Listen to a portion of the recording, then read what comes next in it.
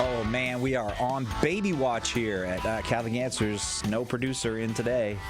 He's in the hospital with his wife Rena, Darren, that is. And so your prayers for them are more than welcome. Number 3 for them on the way. Sometime this weekend it appears, but we'll see. We'll report back on Monday and let you know. But Darren left us with an excellent show with nothing to worry about at all. We've got kids' questions next hour. It's open forum for kids with Jimmy Akin next hour. And this hour, maybe apropos particularly of the season of Lent, we talk about confession, the sacrament of confession. If you have questions in that regard, you're welcome to call 888-318-7884. That's 888-318-7884. If you're a Catholic who has questions about the sacrament, or maybe you are not a Catholic and you're curious about why we do that or what it is that we do in confession, you are welcome to call 888-318-7884. I am Cy Kellett, your host, joined this hour by Monsignor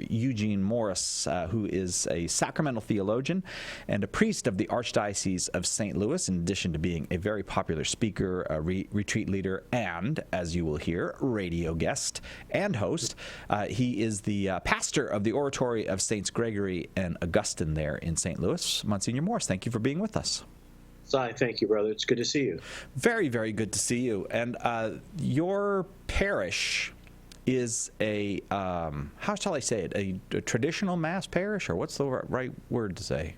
That's correct. We are a oratory, so we're a non-territorial parish devoted to the traditional Mass and sacraments. So the celebration of the extraordinary form, and then all these sacraments administered in the way they would have been prior to the Second Vatican Council.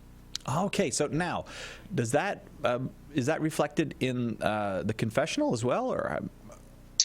It is. It doesn't have to be. I've actually talked to a number of different guys as to traditional priests who would be involved in traditional parishes if they give the formula of absolution in English. There was a translation of the pre-conciliar formula for absolution that's available as well. But I use the old formula in Latin, but I also do the current English one as well. So it just kind of depends on where I am, what's going on. And since I go back and forth between both my oratory and the parish where we're housed, St. Luke's, and help them with confessions as well, I kind of go back and forth between both of them. Well, I have to say the most common question, as you might imagine, that we get about confession is, why should I confess to a man? Why can't I just go straight to Jesus? Well, I would say in a sense that you aren't confessing to a man. I mean, obviously you're confessing specifically to the priest, but the priest in the confessional is in the person of Christ. So the phrase we use in general to describe the priest is he's in a persona Christi capitis. He's in the person of Christ, the head.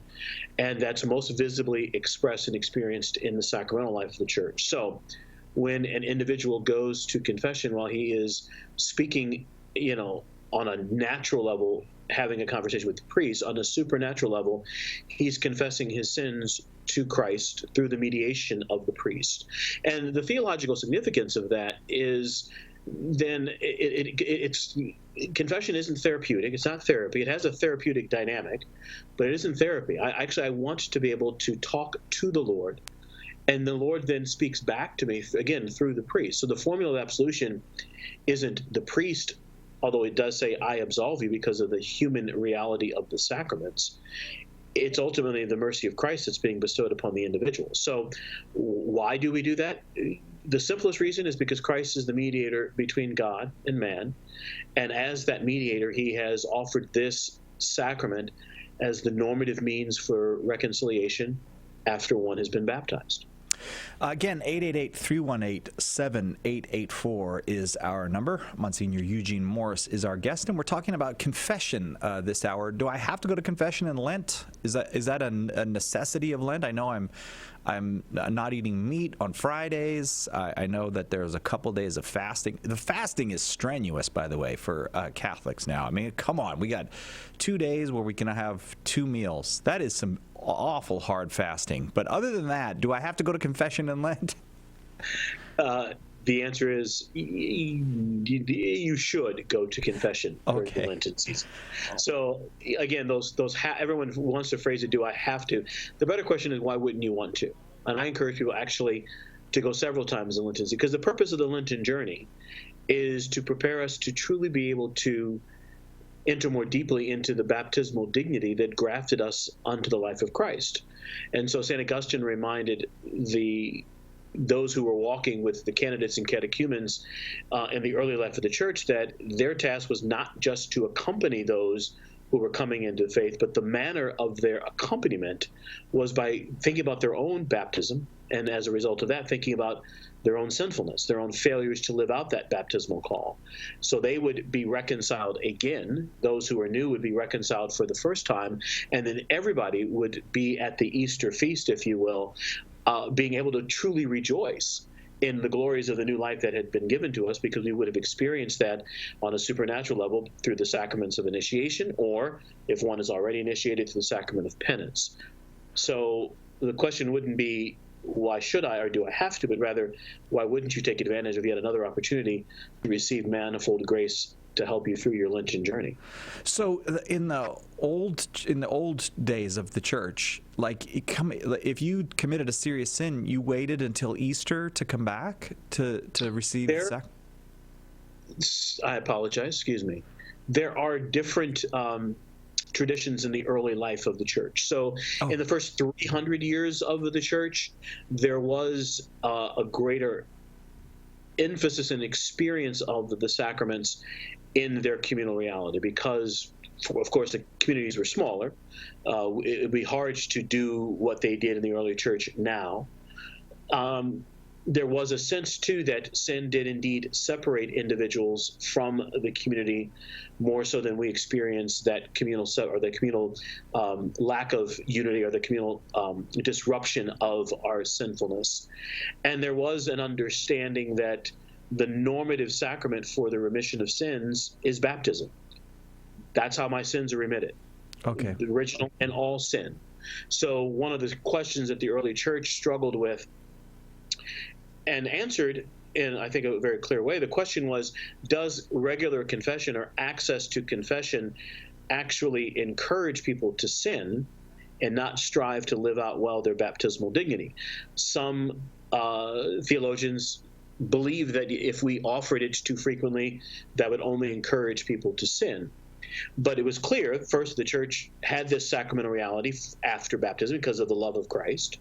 And so we did want to make that available to people. And then with the Irish monks coming to the mainland, 9th, 10th century, they brought with them their practice, which is more familiar and common to us now, of what we call auricular, general integral auricular confession, number and kind, and kind of a frequency where there's one-on-one. One final thought historically that kind of also, and this is a thumbnail sketch of the history itself, but one of the things that was also operative was the experience of monastic communities. Because in monastic communities, when individual monks sinned, they couldn't be expelled, if you will, from the community in a way that a layperson could be pushed outside of the community or kept from the life of the community.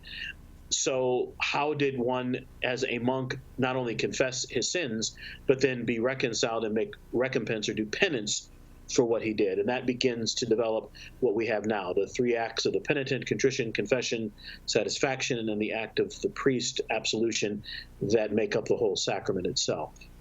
Monsignor Eugene Morris is our guest this hour. Our topic is confession. 888-318-7884 is the number. 888-318-7884. Your calls coming up. And if you have any question at all about confession, you are welcome to call. Whether you are Catholic or not, everybody's welcome. 888-318-7884. Right now, we've still got that deal on Why We're Catholic. And part of the reason for that is that there are lots of parishes where well, maybe it's every parish, I don't know, where at the Easter season we see more people coming, and particularly on Easter Sunday, more people coming than we would on a regular Sunday, and often want to put something in their hands to let them know the fullness of the gospel.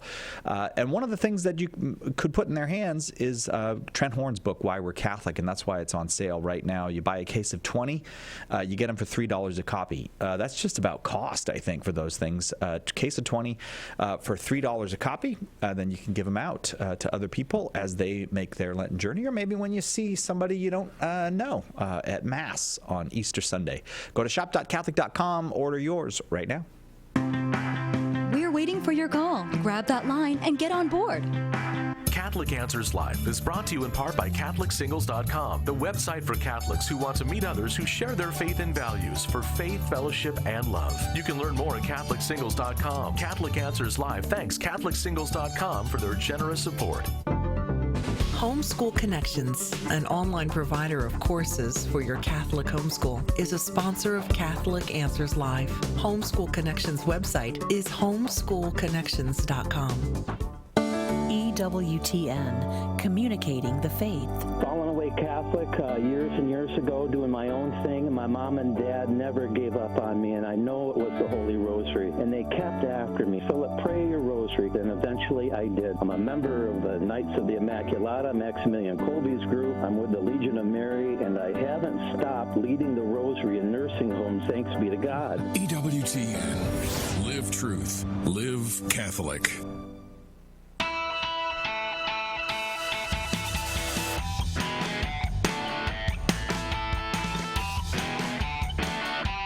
Welcome back to Catholic Answers Live.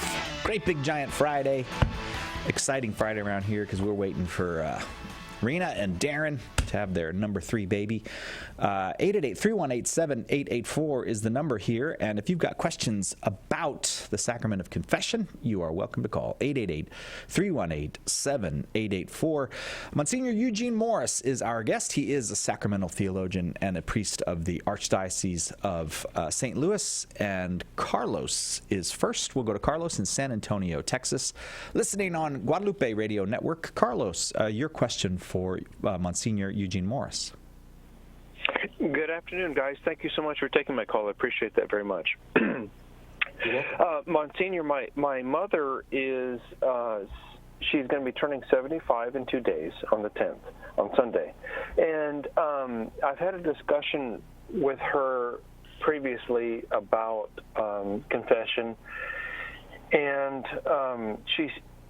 she doesn't like to go to confession anymore. I honestly don't know when the last time was that she actually went to confession. It's probably been 10 years or more, because I know that she has a pain in her heart for the passing of her father, my grandfather.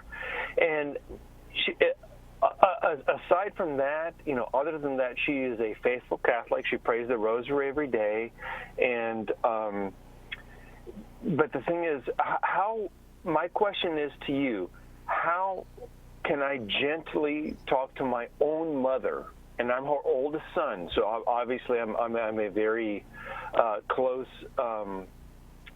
sibling, or forgive me, I'm a close child to her. How can I talk to her about the importance of confession, and that it's important that she go so that her salvation is secured? That's a good question. I think, Carlos, I would recommend talking to her from your own experience of the sacrament. I think back to when I was in the seminary, and an encouragement that a brother seminary, now priest, gave me to start going more regularly, as helping me do a better examination of conscience, and of course the graces that we actually receive. And so his own witness to what the sacrament was doing in his life really became important to my understanding and my praxis of going to frequent confession as well. So I would start there. I would also, have a conversation with her as to, a gentle conversation, but maybe providing an opportunity for her to discuss, how the passing of her own father has impacted her relationship with God, such that it has kept her from going to the sacrament, and maybe kind of help her tease that out a little bit as a way of helping her maybe get over or get through what that is, what that block actually is. As I tell people, no one really likes to go to confession. It is a hard thing to do because of the nature of what we're doing. We're admitting wrongdoing. But both the affective and then the spiritual experience that can happen to us is much more profound, obviously, than what we might experience going into the sacrament. So again, first being able to talk to her from your own lived experience, so you're going regularly and how often you go, just what that means for you, and then also maybe having a conversation, and that may be a longer conversation about what it is in her own loss that has impacted her understanding of the necessity and integral nature of the sacrament of penance and reconciliation. Carlos, I hope that is helpful. I'm going to leave it there because we got all of the lines filling up for Monsignor Morris, and I want to make sure people get their question in. Kelly in Boulder, Colorado, listening on 1060 AM. You are up next. Kelly, your question for Monsignor Morris. Hi. Since the Brett Kavanaugh debacle, it really took me back to my college years and just my younger life where I was making some pretty poor decisions. And just it really just kind of brought on this whole new level of shame for me now that I'm devoted to my faith. And I feel like I'm carrying those burdens again. And so my question is, there's no way that I could possibly remember if I had confessed all of these things. Yeah. And so now what? Okay, so later in life, or earlier sins start coming up, and how can we remember if we've confessed them or not? What do we do in that situation? Well, I think it's a fair question. If we, especially depending on the nature of the sin, sometimes we become more aware as time goes on as to both the impact of the sin upon me personally, and so it would be good to bring it back to confession, or in the situation that Kelly's describing where, coming to a deeper experience and understanding of our faith, we become then more aware and sensitive appropriately to the things we did in our past. I would, you don't want to fall into the danger of believing that you're not forgiven. So to be clear, you are forgiven of all the sins for which you were guilty when you go to confession and you do an integral confession, number and kind to the degree that you can remember, and then starting with serious sins, less serious sins, again, of the ones for which you can remember.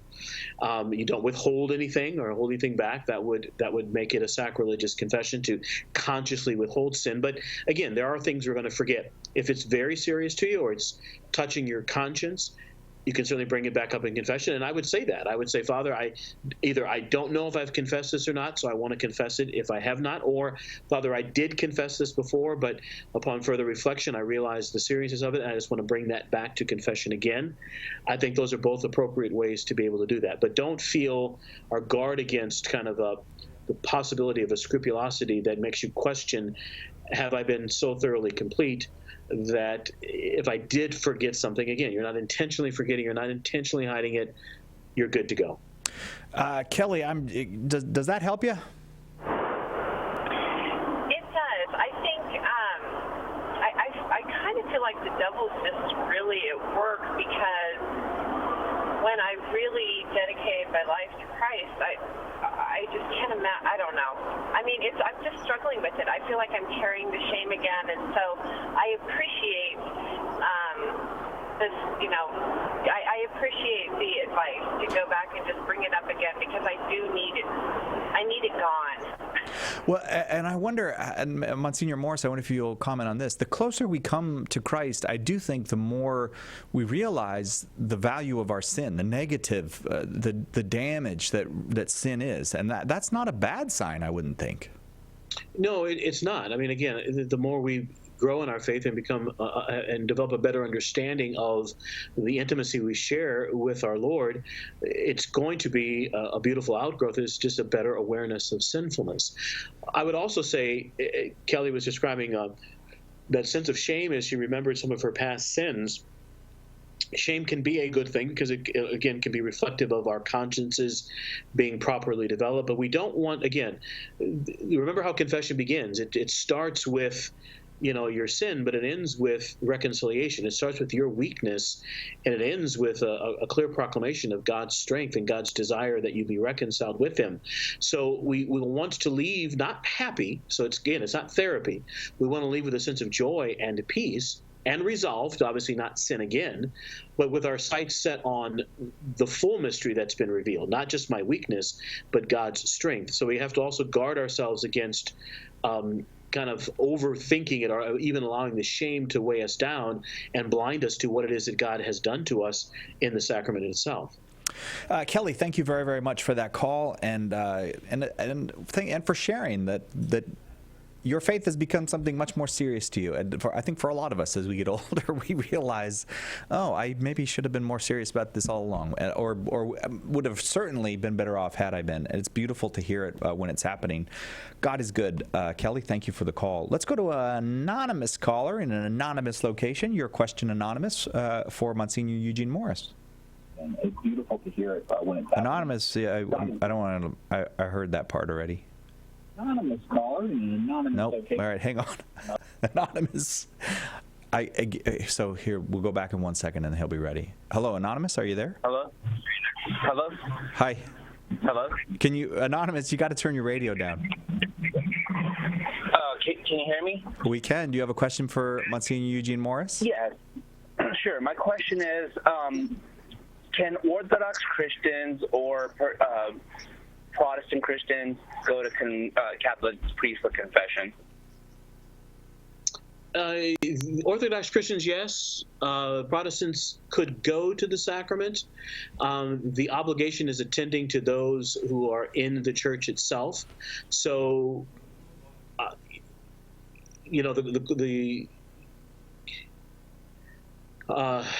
it's a hard question because, again, if they're going, there's some understanding as to what's actually happening in the sacrament, but there is the expectation when an individual goes of everything about the sacrament, meaning for the Orthodox Christian, this wouldn't be an issue of the power of the sacrament to be transformative, actually remit sin and give grace.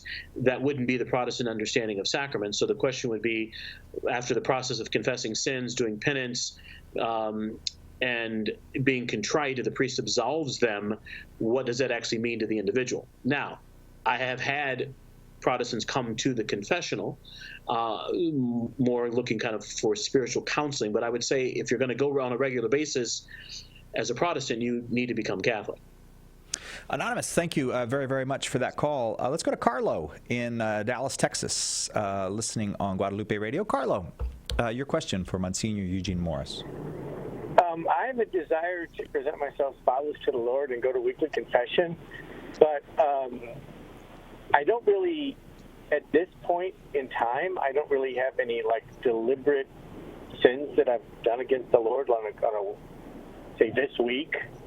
I definitely have faults and failings and sins of omission where I can clearly see where I could have done my duty to state in life better, but is that okay to go if I don't have any deliberate venial sins and just confess, errors of not doing my duty as well as I need to?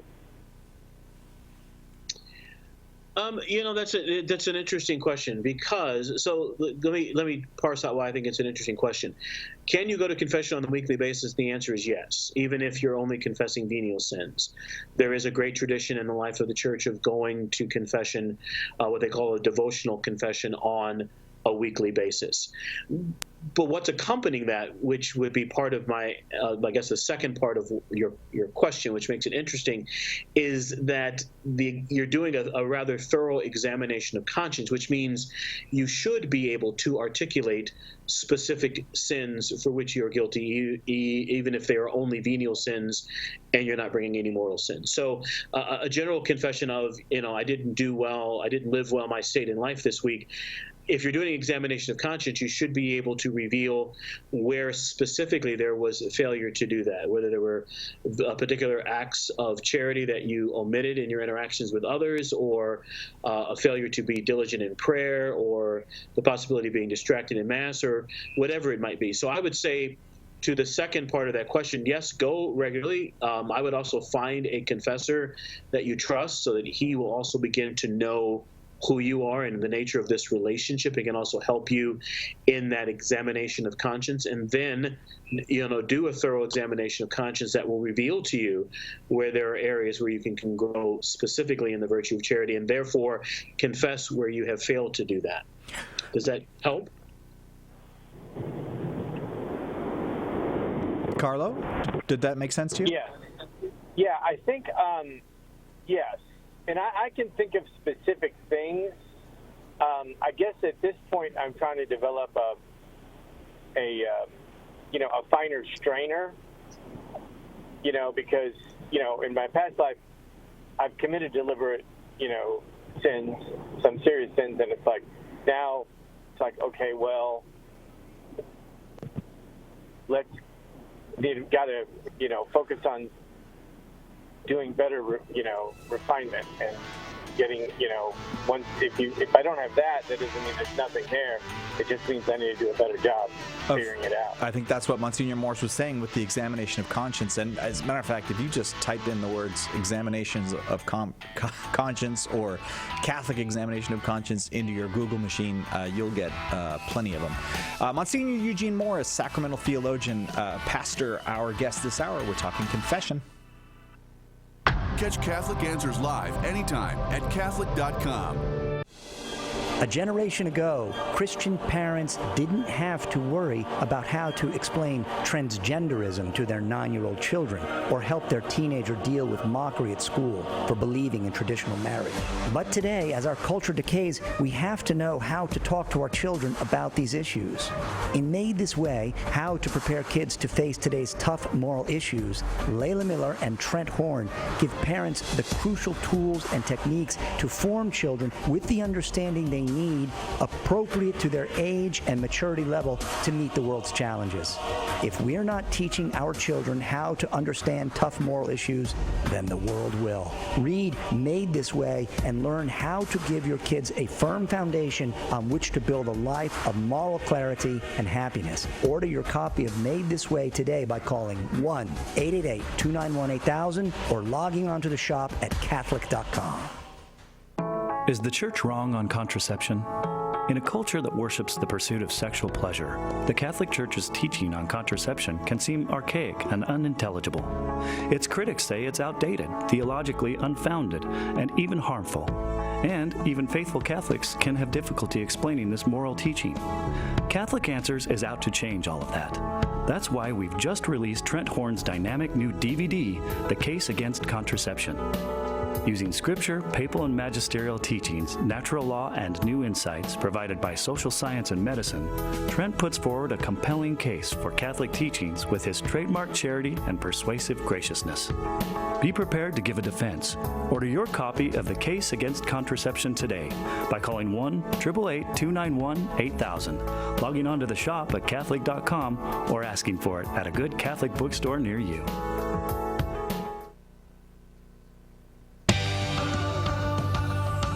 What's your preferred method of disciplining your children? We want to hear from you on Mondays, Take 2 with Jerry and Debbie at noon Eastern. Now let's get back to more of Catholic Answers Live.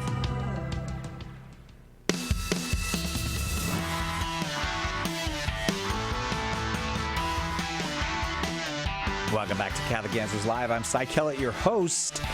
As we said before, despite the fact that we were on baby watch here and we don't have a producer in the studio with us because he's with his wife Rena expecting their third, we got a heck of a Friday because he left us all set for a heck of a Friday. So second hour, it is open forum for kids. If you're a kid and you can get permission to dial the phone from whoever gives that permission in your house, you can call us, and any question at all is welcome about the Catholic Church, about the Catholic faith, about God, about the sacraments, about prayer.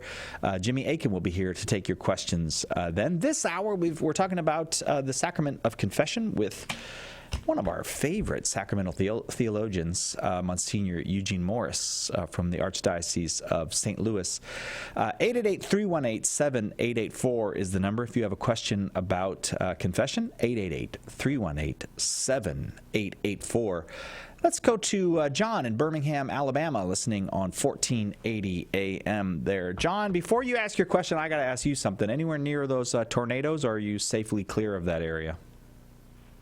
I'm safely clear of that area. We're, I think, in that happened like down near Auburn, so it's about 2.5 hours away from where we're at. Well, we've certainly been praying for the state of Alabama here, and I'm glad to hear you're well. Your question for Monsignor Morris.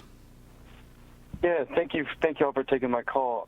My question was, how do you distinguish between if you are, I guess, if you're looking at, like, let's see, like if I'm looking at a beautiful woman, and how would you distinguish it,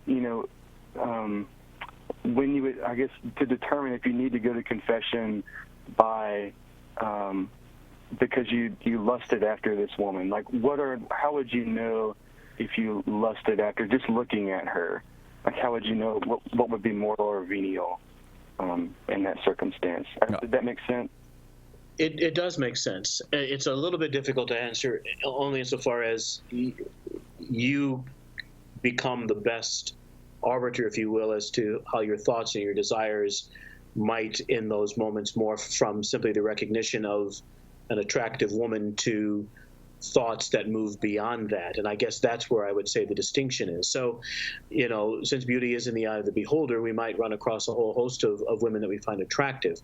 That's an idea or something that would come to us, and then we simply move on. In a sense, we recognize that and we move on. If we find ourselves lingering over that, or thinking about the nature of relationship and things of that nature, then we can probably say we moved into an area where, if you want to describe it as full-blown lust or lustful thoughts, lustful desires, or the old axiom or the old reality that we don't often talk about anymore, is a general lack of custody of my senses, custody of my thoughts, or custody of my eyes in this particular case, and then a custody of my thoughts. And so maybe even before it becomes something that rises to the level of egregious mortal sin, I have already violated, I've already been guilty of sin by, after having acknowledged the beauty of that woman, not turned away, not been modest in looking at her, allowing the look to linger, or allowing my mind and my thought to linger.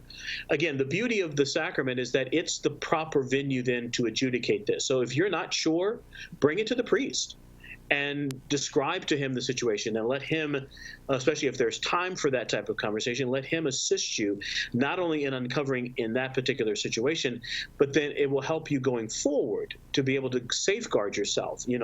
Some people are more sensitive in one sense on that level, and therefore they may not be in a position to look at all, as opposed to others who can look but not move any further than that. So, and now that you're playing with fire, but each person is individual. So I would say, if you're not sure, bring it to the priest and really allow him to help you do that. But again, if you're lingering, if your mind continues to go back there, if you find yourself looking after she has passed by, then it would be a good thing to bring it to confession. John, does that answer satisfy you?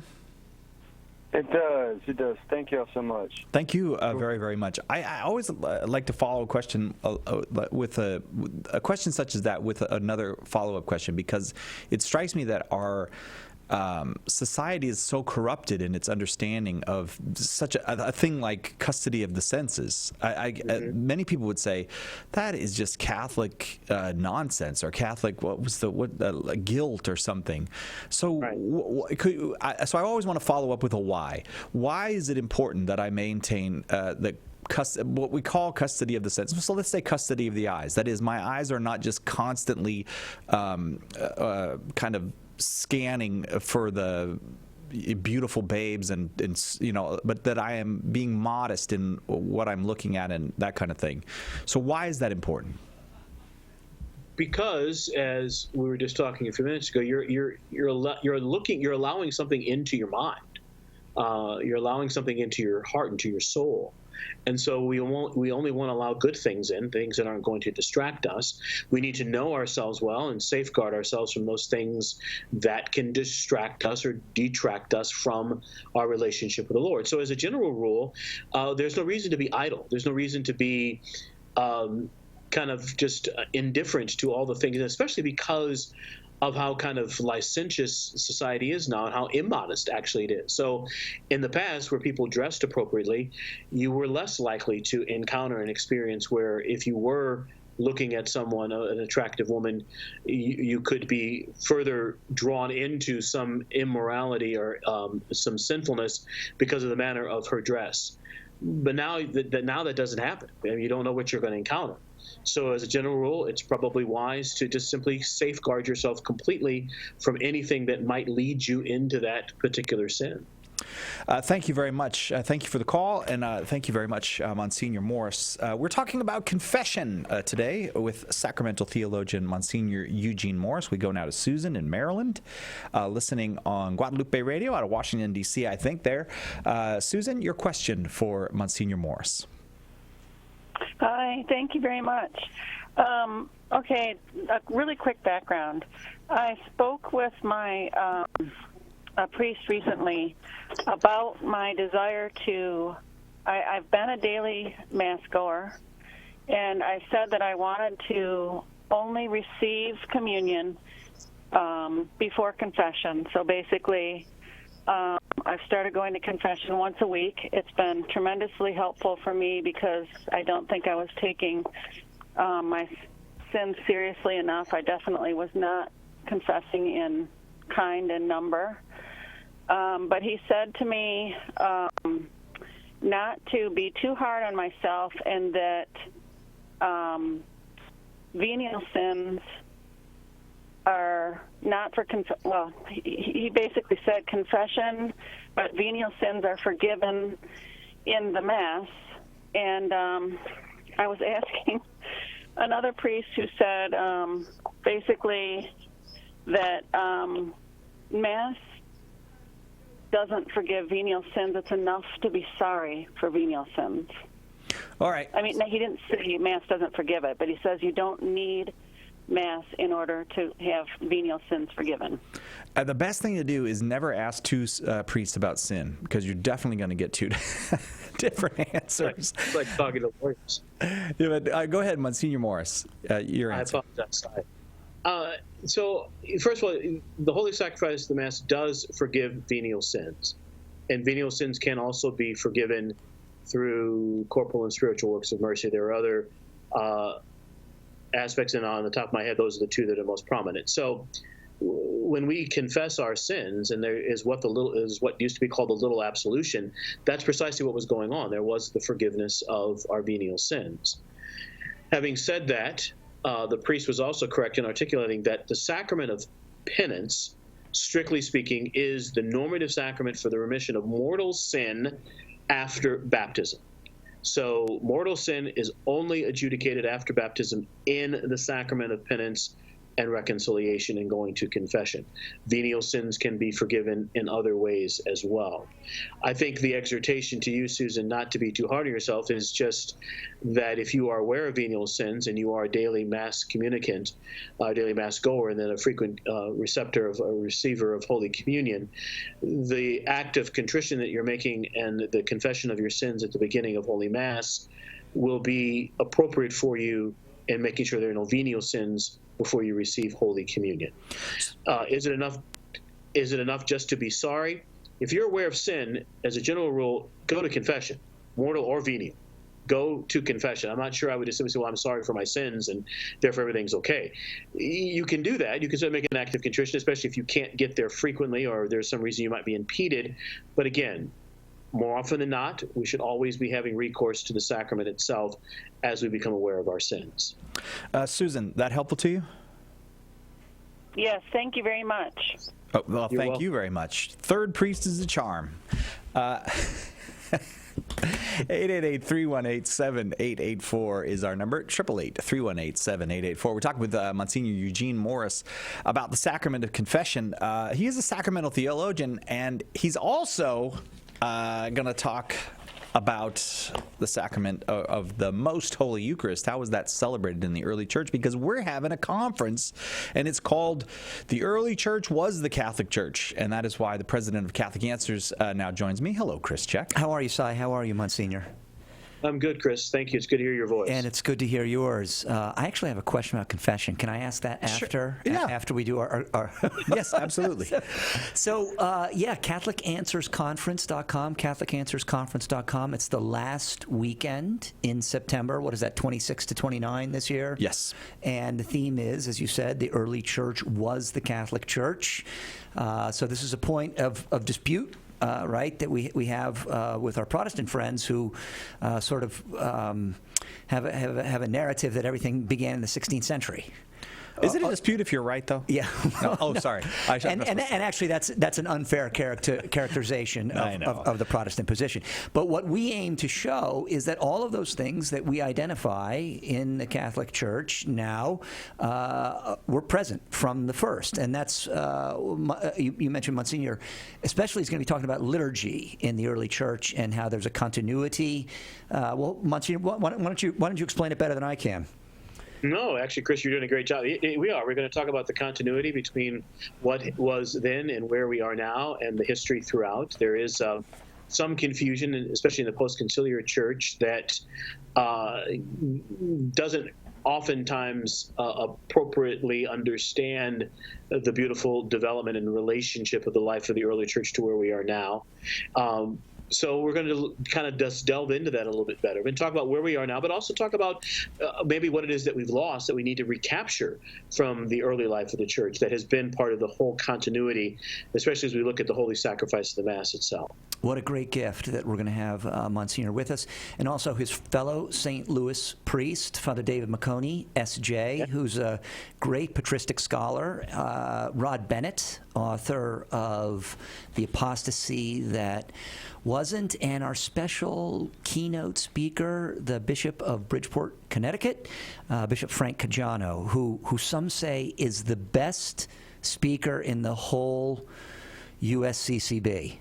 Well, he better bring it. If he's going to be at the same conference as Monsignor Morris, he better bring it. No, it's true. Tony, so yeah, I may bow out. That's a power. He's an excellent speaker. So, early bird, Si. Special early bird pricing is happening now through July 2nd. Get your tickets soon. Seats are limited. This is true. They are limited, and they are going fast. Full conference tickets include the banquet dinner with keynote address by Bishop Caggiano. A special room rate of $154 per night at the Hyatt Regency La Jolla. That is a bargain for that hotel. CatholicanswersConference.com. That's where you go. CatholicanswersConference.com. Now, can I ask my question? Oh. Hang on. We'll be right back with more Catholic Answers Live. Do you love sharing the gospel and want to learn to be more effective? Join the St. Paul Street Evangelization online School of Evangelization. You will learn to build bridges of trust and make disciples by befriending strangers, proclaiming the gospel, inviting people to the church, and praying with others. We'll ask for a pledge of financial support, but if you are unable to give, we'll give you a membership at no cost. Find out more and get involved today at streetevangelization.com. That's streetevangelization.com. The wisdom of Mother Angelica. Have you ever been so grief-stricken and so heart-sick that you can't see God? You can't see God in the tragedy. You can't see God in that cross. You can't see God in that sin. Why? You're enveloped in that grief. You're enveloped in fear. And God is out the window. You don't see Him standing right next to you. EWTN. Live truth. Live Catholic.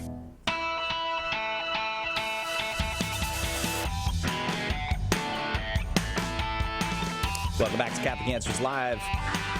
Your call's welcome. We're talking about confession with sacramental theologian Monsignor Eugene Morris. Before we get to you, we've got to do us. Chris Check, president of Catholic Answers, has a question I for think you, this is the first time I've taken the presidential privilege to ask a question of a guest like this. I think you're right. I don't remember you ever doing it before. So, Monsignor, I was benefiting very much from your answer to the maybe 2 callers ago, the one right before the hard break, who was asking about the practice of frequent confession and venial sins. And I have found, or I have been looking for a good examination of conscience, which you mentioned. There are, you see the ones that are like in the 1962 Missal or something, and it's been a while since I've used tarot cards, but they they tend to concentrate on grave or serious sins, and so for that person who's developing the habit of weekly confession and trying to zero in on deliberate and not deliberate venial sins, is there an examination of conscience or two that you recommend? That's Chris, that's a very good question, but it's difficult for me to answer because I don't. I have just encouraged people to go online and find one that works for them. So I had this question actually from a spiritual directee, and he and I ended up together, but he did most of the work of actually putting a binder together of about 15 different examination of consciences that he discussed online, covering a variety of different things. And so I think I would, as a practical kind of piece of spiritual advice, would encourage individuals to find something that works for them, but then also bring that to their confessor, again, if there's time, if there isn't a long line, and have him in concert with you kind of look at that to see if that's where you need to be kind of moving forward from there. I know that doesn't that's an excellent answer, and underscores the importance of a good spiritual director. Yes, and a good confessor. Not everybody can find a good spiritual director, and not diocesan clergy particularly may not always feel competent, but there are some wonderfully good men who spend hours in the confessional who are great confessors, and in that regard can help you specifically in your spiritual life as it relates to various sins, and I would encourage that. Cy, this reminds me, in addition to speaking at our conference, Monsignor Morris will also be hearing confessions. He will be. Yeah, so. Why does that make me nervous? Thank you, Monsignor. God bless you. That's why. Monsignor, real quick before I go back to calls, you just said the thing about the long line. I think a lot of people maybe are not well versed in what what you need to do in confession, and sometimes, like if there's a long line, at least I was taught, part of the consideration is you just maybe say to the priest, Father, there's a long line outside, so here's my sins. It's not a lot of conversation or discussion or description or anything like that. It's a list, basically, so that you can receive the sacrament. You are correct, and there has been this movement again away from the laundry list confession. People would talk about that as not being sufficient if you want to go deeper. And of course, if you have the time in the sacrament itself to do that, I would encourage that. But if there is a longer line, especially if the parish doesn't hear frequently or the priest himself, whatever the situation may be, I think it's important to be sensitive to the fact that there are others behind you. And so it is appropriate to go into confession and to simply say how long it's been, your state in life, these are my sins, and leave it at that. If the priest wants to ask further questions to be able to give you better advice, that's on him. But if you know there's a long line, it helps to move things along. All right, let's go to Jack in Pittsburgh, Pennsylvania. Jack, you are up next with Monsignor Morris. Your question, please. Hey, thanks for taking my call, gentlemen. You're welcome. So, full disclosure, I'm a Presbyterian Protestant, so just letting you know that going forward. But my question is, why is it that the seal of confession can't be broken if it's to save a life? Because there are no circumstances, including the saving of the life, that allow for the breaking of the seal of confession. And there are two reasons why the seal cannot be broken. The first is the priest is hearing, as we were talking earlier in the first segment of this hour, the priest, when he hears confessions, isn't hearing them as himself. He's hearing them as Christ. And so there's no freedom for him to divulge anything that he has actually heard. And then the other reason connected to that first reason is so that the individuals who go to confession are able to make an integral, full confession, knowing that whatever it is they say, however egregious it may be, however they might feel or think about it, however it might objectively be an egregious, serious sin that cries to heaven, they know that this is the one place that they are able to say what needs to be said and receive forgiveness for their sin. So what you're presenting, Jack, is one of the test cases that we would talk about in sacramental theology, because it goes right to the heart. Of course you want to save a life, but you also have to be very careful and in keeping in mind that the seal, under no circumstances, can ever be broken. Jack, does that satisfy you? I mean, I don't necessarily agree with the conclusion, but I follow the logic. Okay, all right, fair enough. Thank you very much, Jack. I'm glad you felt welcome to call. We love it when non-Catholics call and ask us about the sacraments. Caleb in West Virginia, you're next. Caleb's listening on 94.5 FM there in West Virginia. Your question, Caleb? Hey, how's it going? Very well. Good. So basically my question is lately I've been kind of lost in my faith, and honestly I've never been to a Catholic church, but I would like to know how, if I went to confession, how I would be able to answer my question of like right now I feel like my heart is full of straight greed, like, and I don't see how how God could take that from me. You know what I'm saying? Like, I don't. You know what I'm saying? Yes, Caleb. I do, Caleb. So, two thoughts as you ask the question. Of course, I'd always encourage, if you're comfortable approaching a priest, just to have a conversation with him about your particular spiritual struggle, especially related to greed. My second thought is, of course we believe, and it's as easy for me to say, but it's a true statement nonetheless, we do believe in the power of God to transform us. That's why we're in relationship with him, precisely because we have confidence in the power of his grace to craft us into the people he wants us to be. So even if we're not doing it as quickly as we think we should, or we're not experiencing immediately the effects of the desire in our heart to change, that in no way, shape, or form detracts from the power of God's grace in our lives. So I would encourage you, especially as you're struggling, to continue to struggle. It will bear fruit. It may not bear it immediately, but it will bear fruit. As a practical note, the final thought, maybe, to see if this helps as well, when we're struggling with greed, particularly, maybe a materialism, it's good to look at the things in our life. And even if you don't have a lot, you still may be attached to the little that you actually have. And it might be good to think about getting rid of something. Or if you can't get rid of anything because you don't really have that much to get rid of, maybe volunteering your time to people who are less fortunate than you are. And again, this doesn't have to be a grand gesture. It doesn't have to be known to anybody else.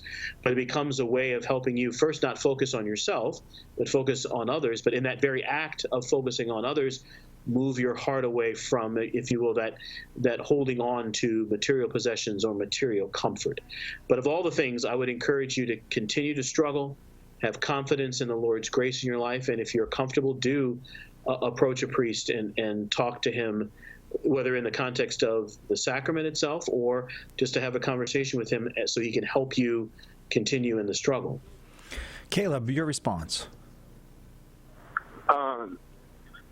So I guess, like, I understand, like, when you say you keep struggling, and whenever you say to go help other people, I guess how do I make that not about me? Well, that's like my whole thing is, like, I don't want to make it about me. I want to make it about the other people that I'm helping. Because if I feel like if I go help other people, I feel like it's just me helping me, not, you know what I'm saying? Yes. I do.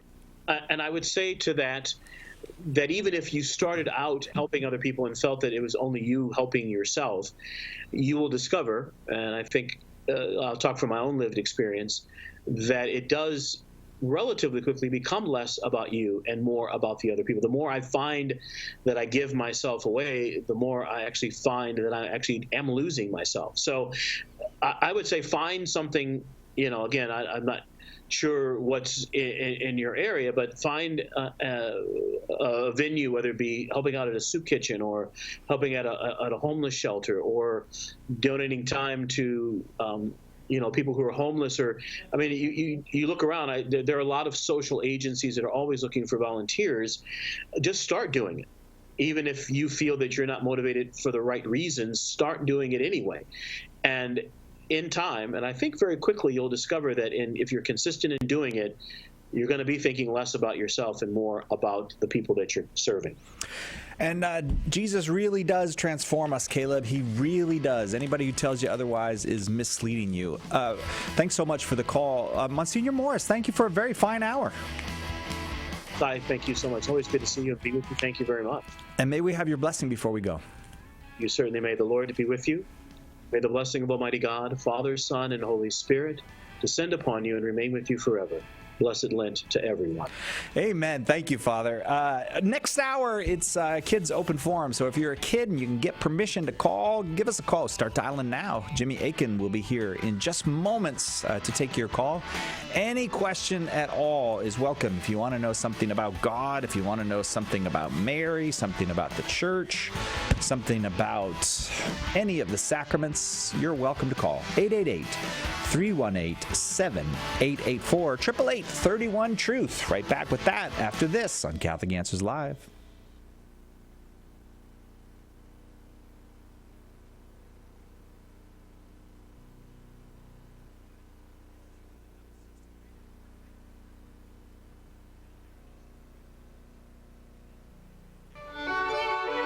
This is Dale Ahlquist of the American Chesterton Society, and you're listening to Catholic Answers Live. What are miracles, and why does God work them? How can I believe in miracles if I've never experienced one? Aren't miracles just something pre-scientific people made up to explain what they couldn't understand? 20 Answers Miracles unpacks the nature of miracles, their appearances in Scripture and history, how the Church evaluates them, and ways to answer doubters who say they're mere superstition. 20 Answers Miracles is part of the 20 Answers series from Catholic Answers, offering hard facts, powerful arguments, and clear explanations of the most important topics facing the Church and the world, all in a compact, easy-to-read package.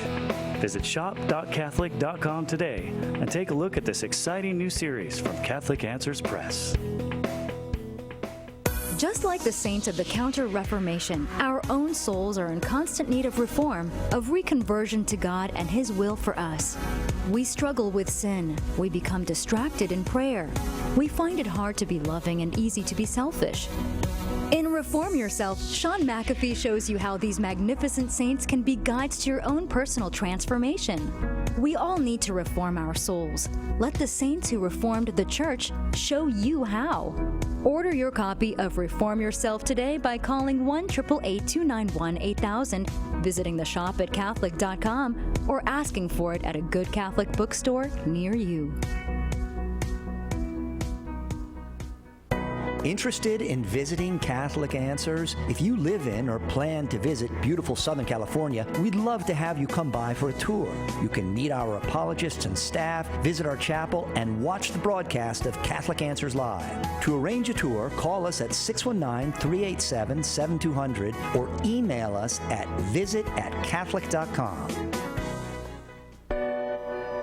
What difference does it make who or what you worship or what you believe? Sharing the faith used to make some people mad because it challenged their own strong beliefs. Today, it makes a lot of people yawn because they don't have strong beliefs about anything. Religious indifference is the great spiritual sickness of our age, a product of the relativism that dominates modern culture. This is Matt Nelson, and in my new book, Just Whatever, I'll take down the building blocks of religious indifference one by one.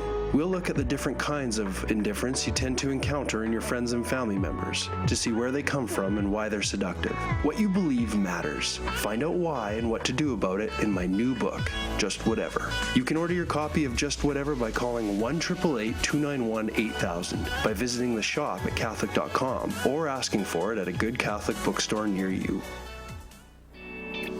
Have you subscribed to the Catholic Answers Radio Club newsletter? This is Catholic Answers Live host Cy Kellett, and I want to tell you about our new weekly newsletter full of behind-the-scenes information and facts you need to know about the show. It's easy to sign up. Just visit CatholicAnswersLive.com and look for the newsletter sign-up box on the front of the page. It's a great way to keep up to date with what's happening with the show and see what's coming in the days ahead, delivered weekly into your inbox. Sign up today for the Catholic Answers Radio Club newsletter and see what you've been missing. Go to CatholicAnswersLive.com. With the recent commemoration of the 50th anniversary of the release of Humani Vitae, there have been fresh attacks on Catholic teaching from outside and, unfortunately, inside the Church. That's why Catholic Answers thought it critical to provide a vigorous affirmation of Pope Paul VI's prophetic wisdom with our newest book, Inseparable: 5 Perspectives on Sex, Life, and Love in Defense of Humani Vitae. We asked 5 distinguished contributors to reflect on and defend Humani Vitae from 5 perspectives, each of them compelling, together forming a mosaic of truth. Don't be caught uninformed when the topic comes up among friends, family, and co-workers. Order your copy of Inseparable today by calling 1-888-291-8000 or by visiting the shop at Catholic.com.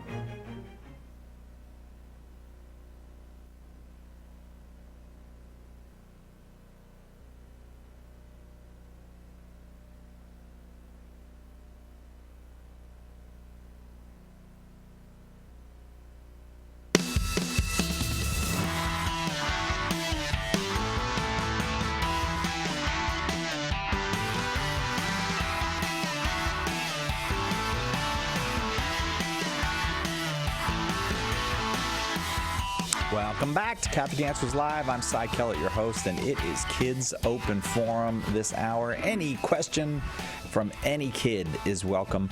888-318-7884. Just get permission to dial that phone and then dial 888-318-7884. Maybe there's something you always wanted to know about Jesus or Mary or the apostles or the Bible. Maybe there's some church.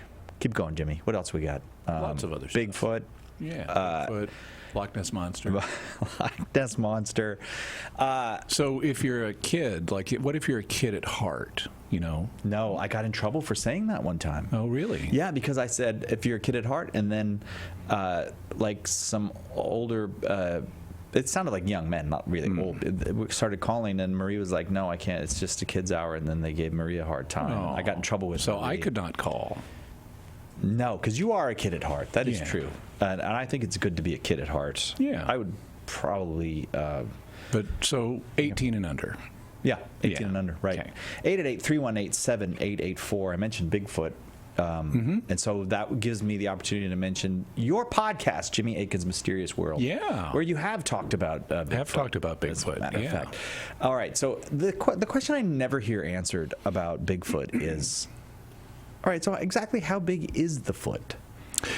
Typically, Bigfoot tracks, you know, like plaster casts that people have made of them, indicate that they're about 18 inches long. It varies and seems to follow a normal distribution, or what's also known as a bell curve, but about 18 inches.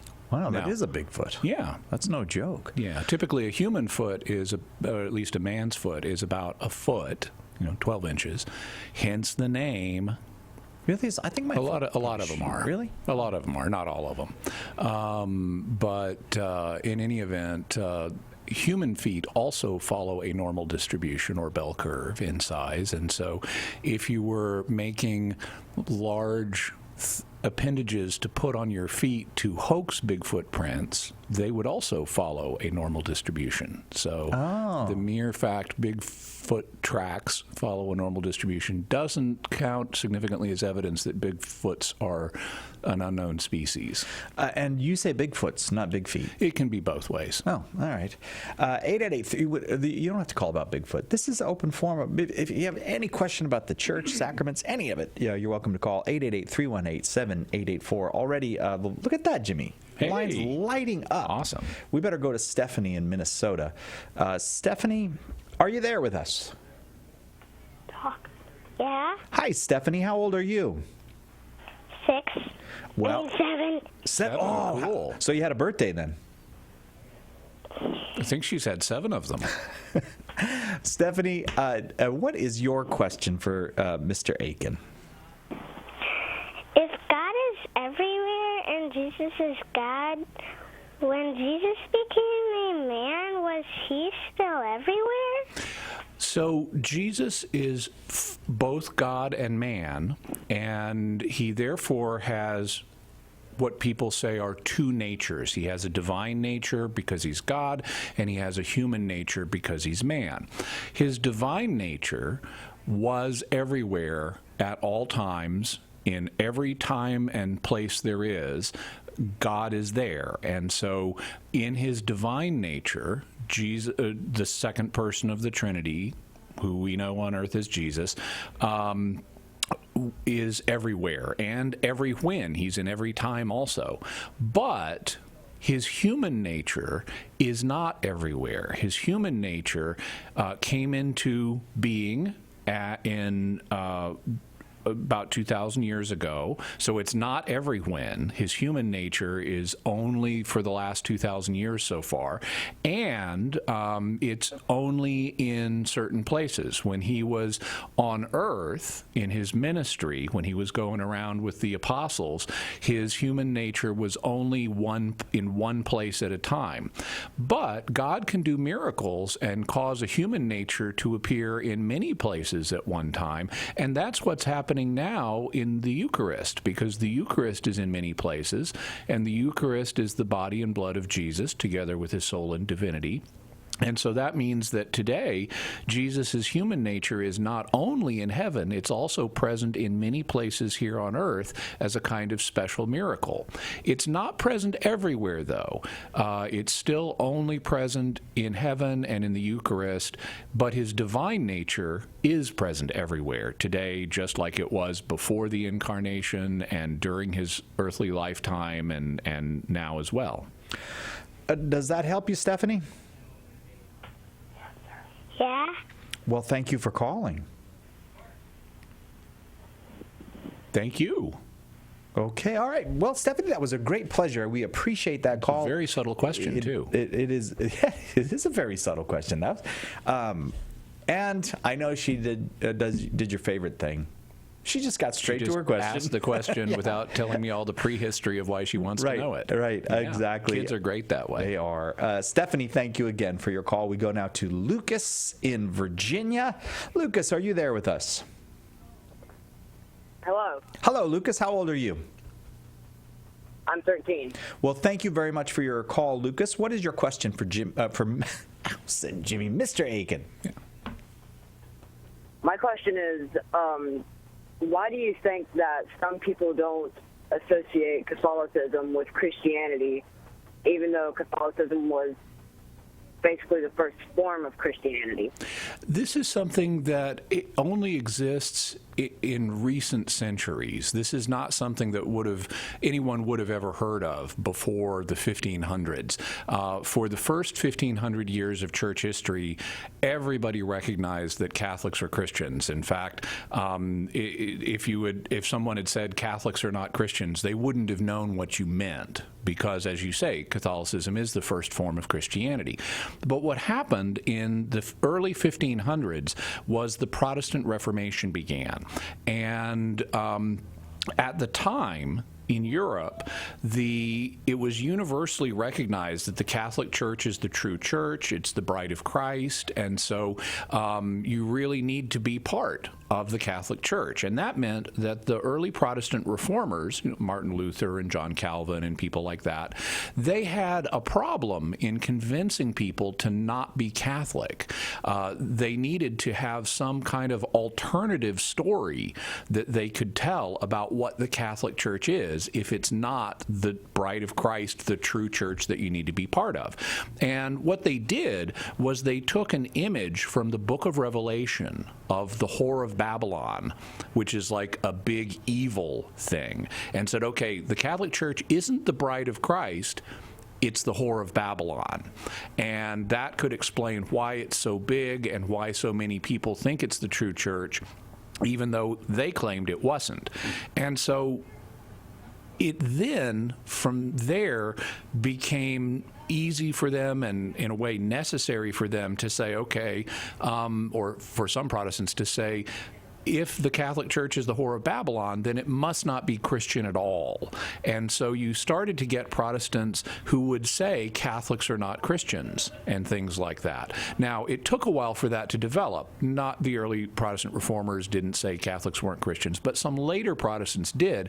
And it was basically part of the narrative that they needed to, or the story that they needed to tell to help convince people not to be Catholic. And so over the course of time, in English, a lot of English-speaking Protestants have lost an awareness of the fact that the original Christians were Catholics, and they view the Catholic Church as this other thing, and some of them still view it as not a Christian church, and therefore they make this distinction between Catholics and Christians.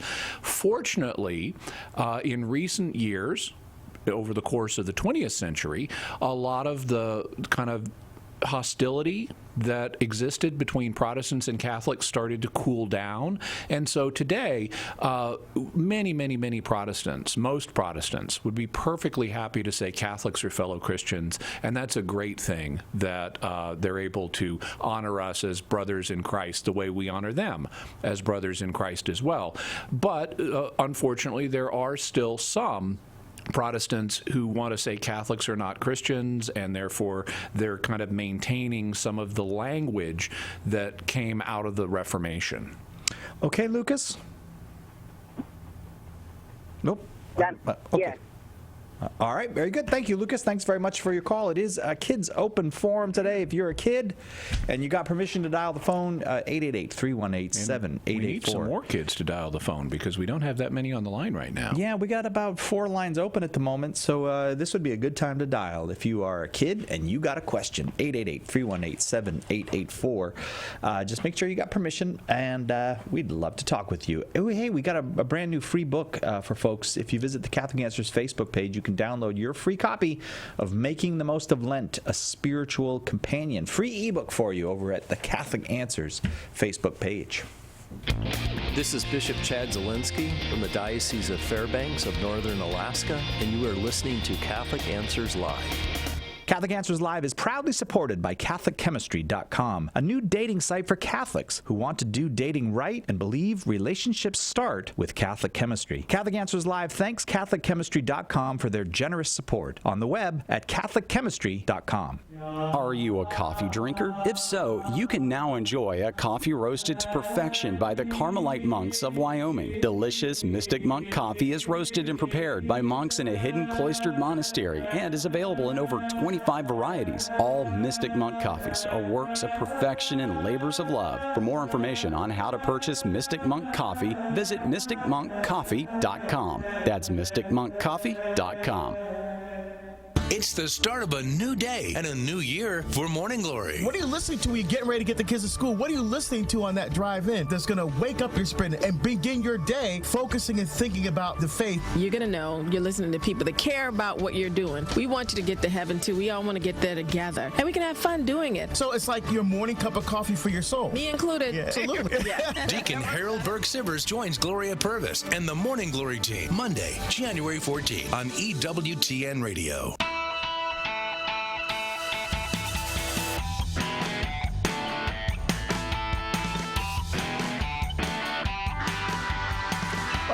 Catholic Answers Live, Kids Open Forum this hour. If you're a kid, we'd love to take your call. 888-31-TRUTH is the number.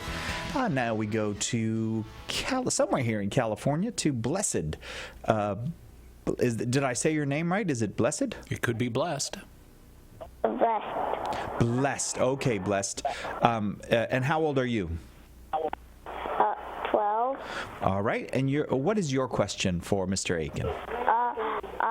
My question is, does Adam and Eve have a belly button? Well, it's a very interesting question. A lot of people have wondered about that because the way Genesis depicts Adam and Eve coming to be, God makes Adam's body from the ground directly, the way it's presented to us, and then he makes Eve from Adam. And so neither one of them, if you don't know anything else, neither one of them would have been in a womb previously, so they wouldn't have had an umbilical cord that attached them to their mother, and that makes people wonder, would they have had belly buttons if they didn't have that umbilical cord attaching them?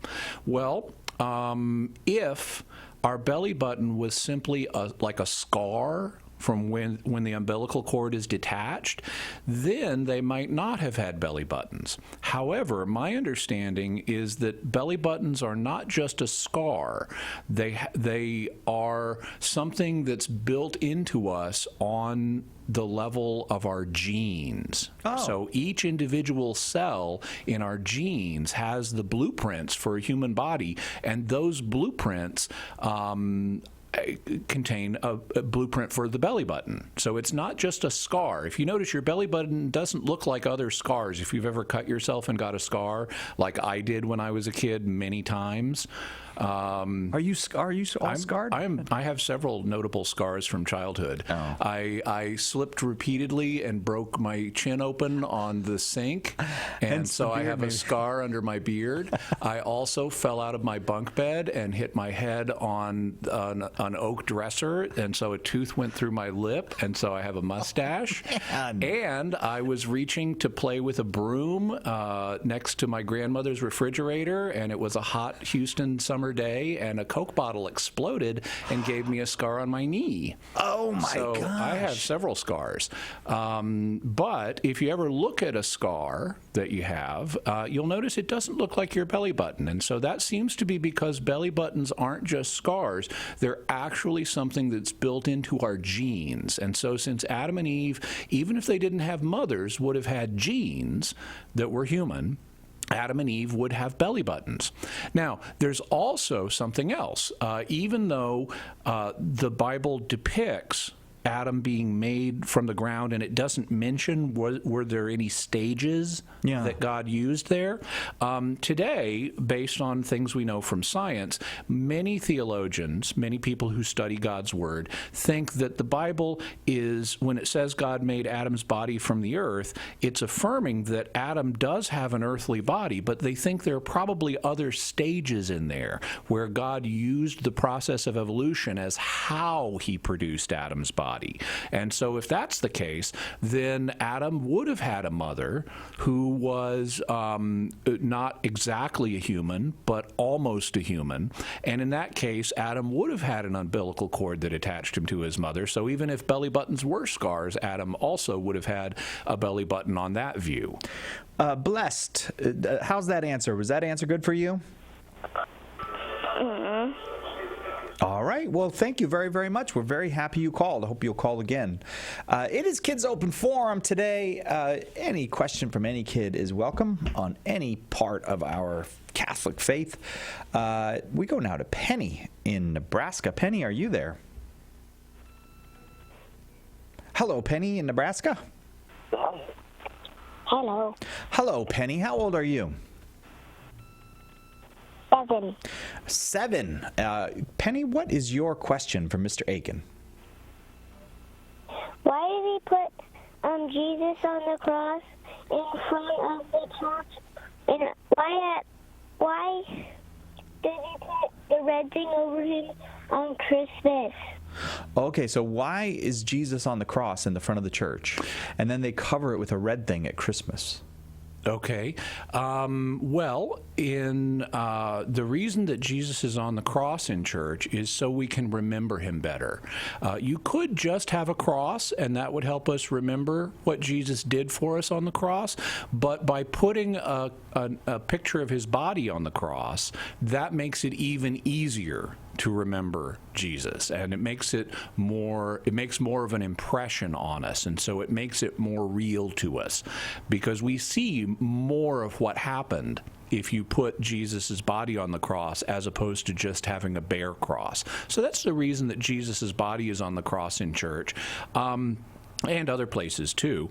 I'm not familiar with parishes putting a red cloth over Jesus's body at Christmas. I am familiar with during Holy Week them putting a purple cloth over Jesus at certain times, and the reason for that is so that when Easter comes, that cloth is taken away, and you can see Jesus again, just like when he rose from the dead, and so forth. So we have Jesus on the cross to help us remember what Jesus did. Okay, Penny?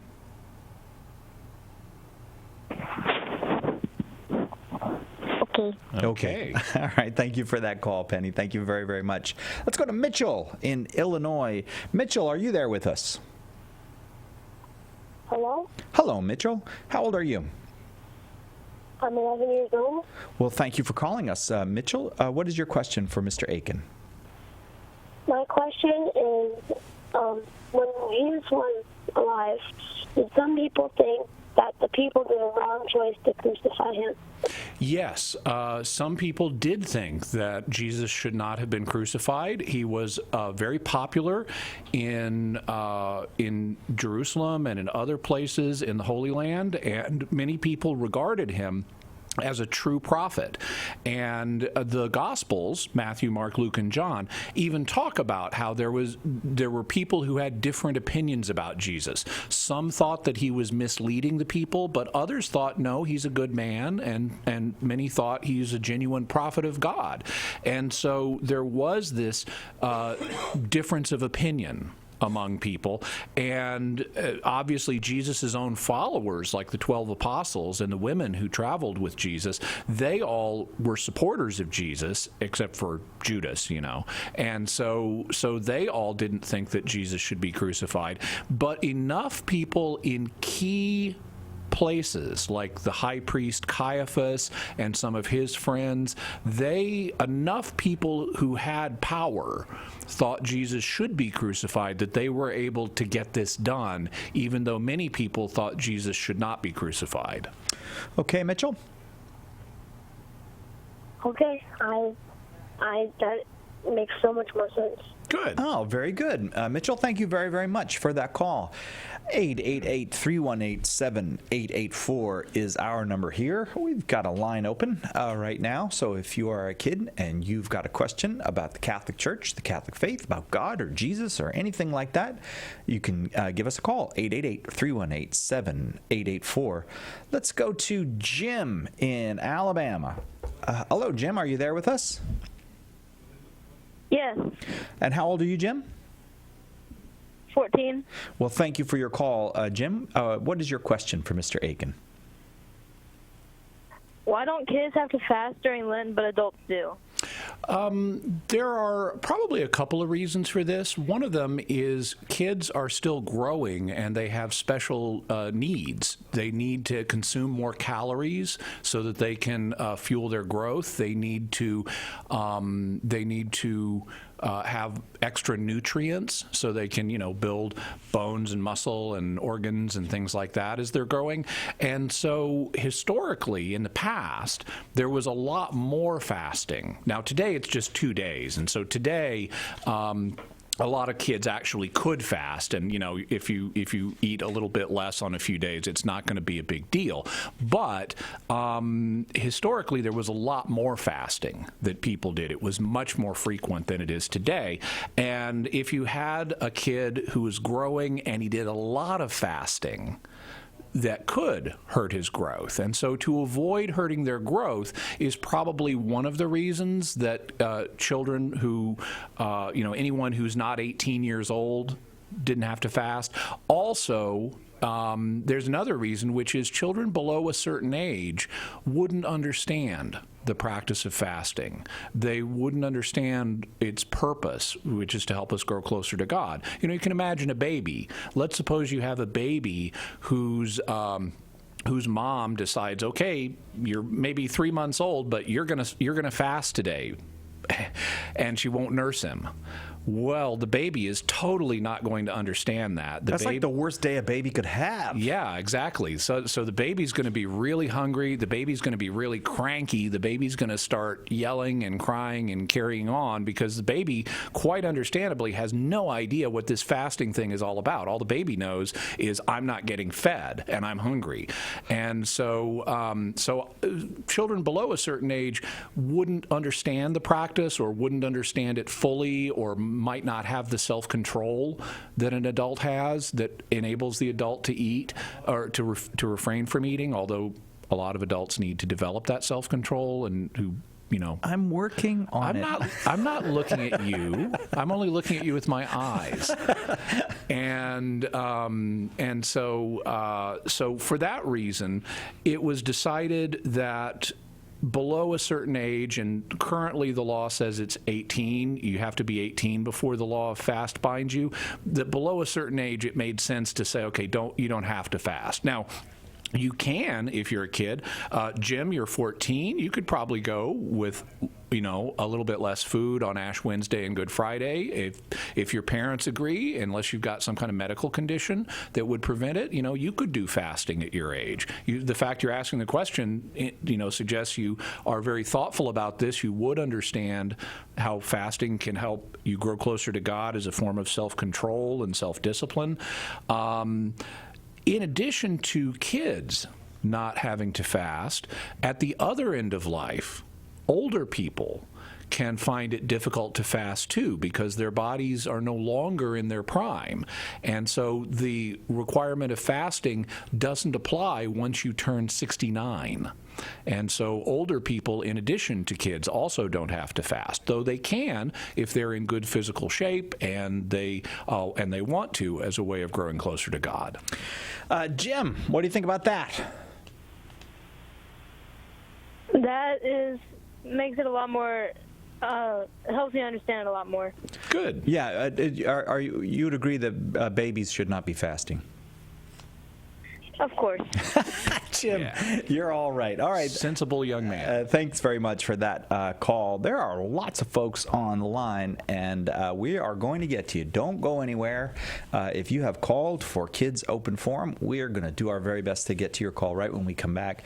The number is 888-318-7884. Jimmy Akin is our guest, and Open Forum means any question at all is welcome. If you want to know something about what Catholics do, what Catholics believe, why we do this stuff, why we believe this stuff, you're welcome to call 888-318-7884. Don't forget that free ebook is available over on the Catholic Answers Facebook page. The ebook is to help you with Lent. It's called Making the Most of Lent, a Spiritual Companion. Free to you just by visiting our Facebook page. Catholic Answers Live. We're here for you. In a culture that worships the pursuit of sexual pleasure, the Catholic Church's teaching on contraception can seem archaic and unintelligible. Its critics say it is outdated, theologically unfounded, and even harmful. And even faithful Catholics can have difficulty explaining this moral teaching. Catholic Answers is out to change all that. That's why we've just released Trent Horn's dynamic new DVD, The Case Against Contraception, using scripture, papal and magisterial teaching, natural law, and new insights provided by social science and medicine. Trent put forward a compelling case for Catholic teaching with his trademark charity and persuasive graciousness. Be prepared to give a defense. Order your copy of The Case Against Contraception today by calling 1-888-291-8000, logging onto the shop at Catholic.com, or asking for it at a good Catholic bookstore near you. Author Mark McNeil spent years in the Oneness Pentecostal movement, praying in its lively services, zealously spreading its unconventional teachings, and rejecting mainstream Christianity as misguided. Then he left it all behind. All in the Name is the story of a man who believed he was among an elite group of believers who followed the true faith when so many others had strayed. But an inquisitive mind, careful study, and the action of the Holy Spirit finally led Mark out of Oneness Pentecostalism and into the Catholic Church. This is an inspiring conversion story you won't want to miss. It's a faith strengthener for Catholics and an intriguing challenge to those who deny the doctrine of the Trinity. Order your copy of All in the Name today by calling 1-888-291-8000, logging on to the shop at Catholic.com, or asking for it at a good Catholic bookstore near you.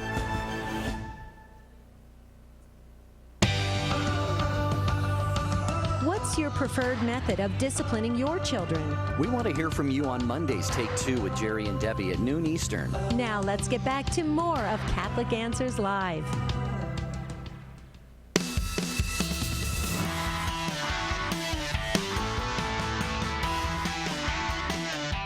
Welcome back to Catholic Answers Live. It's an open forum, but it's for kids. If you're a kid and you got a question, you are welcome to call. Jimmy Akin is our guest this hour. Jimmy is senior apologist here at Catholic Answers, the author of many things, most recently of a book called Teaching with Authority. If you need help understanding what does the church actually teach and how do I find out what the church actually teaches, this is the book for you. Let us go now to Michael in Nebraska. Michael, are you there with us? Yes.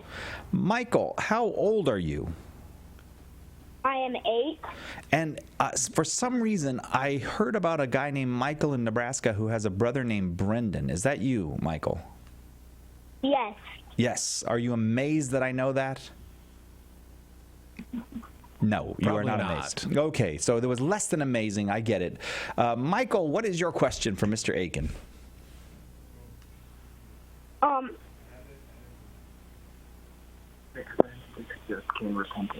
Is there evidence that Cain repented and went to heaven after he killed Abel? The Bible doesn't tell us one way or another. It does say that after Abel was killed, that God, cast Cain out as a punishment, and Cain then said to God, "My punishment is too much for me, because anyone who meets me is going to kill me." And so God put a mark on Cain, maybe a tattoo on his forehead or something, so that it was a sign that God was protecting Cain and other people were not to kill him. And that doesn't prove that Cain repented, but it does suggest he may have. If he says this punishment is too much, that's a sign that he may have accepted that he needed to be punished in some degree, which could mean that he accepted that he repented. Also, the fact that God put the mark on him so that he wouldn't be killed would suggest that God had mercy on Cain. It means God did have mercy on Cain because he didn't have to do that. And so as a result of Cain displaying some acceptance of his punishment and of God also showing mercy to Cain, we could, even though the Bible doesn't say he repented and went to heaven, we would have grounds for hoping that he repented and went to heaven. Okay, Michael? Okay. Hey, Michael, while we got you on the phone, maybe your brother Brendan has a question. Can you put Brendan on? See if he's got a question. How did Cain get Abel to follow him that day if Abel didn't know he was in danger? Okay. So, what Genesis says, that's the book of the Bible where this story is found. It's in Genesis 4 if you want to read it or have your parents read it to you. What Genesis 4 says is that Cain said to Abel one day, "Let's go out into the field." Now, at the time, Cain was a farmer, so he had fields where his plants would grow, and Abel was a shepherd, so he had fields where his sheep would be grazing, and so both of them would need to go out and care for things in the fields. Cain would need to go out and care for his plants, Abel would need to go out and care for his sheep, and so they couldn't stay around the house all day. And so, apparently, according to Genesis 4, one day Cain said to Abel, "Let's go out into the field." We don't know exactly why. He could have meant, "Let's go out and look at my plants," or "Let's go out and look at your sheep," or "Let's go out and look at both of our things," or maybe "Let's just go for a walk." But in any event, he wanted to get Abel away from the house so he could kill him in private, where like Adam and Eve wouldn't see. And so he invited him to go out to the field, and Abel accepted, not realizing what Cain was going to do. Brendan, I didn't get to ask you how old you are. How old are you, Brendan? 6, I mean. You're 6, you mean? Wow. All right. Well, thank you very much. And will you tell Michael we said thank you for the call, too? Thank Oh, okay. Okay. Okay, bye, Michael and we Brendan. have such modest children calling in today. We've had 2 children who initially identified as one age and then realized they were a year older. Yeah. For me, when I was a kid, I really wanted to be the year older. Yeah. I would have even exaggerated slightly. If I was like 6 years and 11 months, I might just say 7. Yeah, exactly. I remember saying things like, "I'm 6.5." Am I the only one in this studio who's concerned about 2 brothers calling and they want to know about Cain killing Abel? Like, that's all these guys want to know about is Cain killing Abel. On the Erdermay. But let's go to Penelope in Colorado. I'm sure Penelope has a very, very good question. Penelope, are you there with us? Yes. And how old are you, Penelope? 8. And is it cold in Colorado? Kind of. All right. Well, thank you for the weather report. What is your question for Mr. Aiken? How come there's a deacon on Sunday Mass, but there's no deacon on any other Mass? Well, most deacons today that you meet in churches are what are called permanent deacons. That means they're not planning on becoming a priest. And most permanent deacons, because they're not planning on becoming priests, are married and they have jobs just like your mom and dad do. And so they need to go to work on most days of the week. And that can make it hard for them to go to a daily Mass. And they, like most people, they have Sundays off, and so they can come to Mass on Sunday and serve as a deacon. But most of the other days of the week, they may be at their work earning money for their wife and their children. And so that's why you don't see them as much on weekday Masses. Okay, Penelope? Okay. All right. Thank you very much for that call. I'm glad the answer wasn't you've got a bad deacon. No. I was No. And on other days of the week, too, like even on Saturday, they need to spend time with their family, even if they're not at work. Yes. Jonah in Texas, you are up next. Are you there with us, Jonah? Yes. Can you ask your dad or mom to turn down the radio there, Jonah? How old are you, Jonah? Dad, turn down the radio. What? How old are you? 9. Well, thank you for calling us, Jonah. What is your question for Mr. Aiken? Whenever we make the sign of the cross, why do we touch our left shoulder instead of the right? It's just a matter of custom.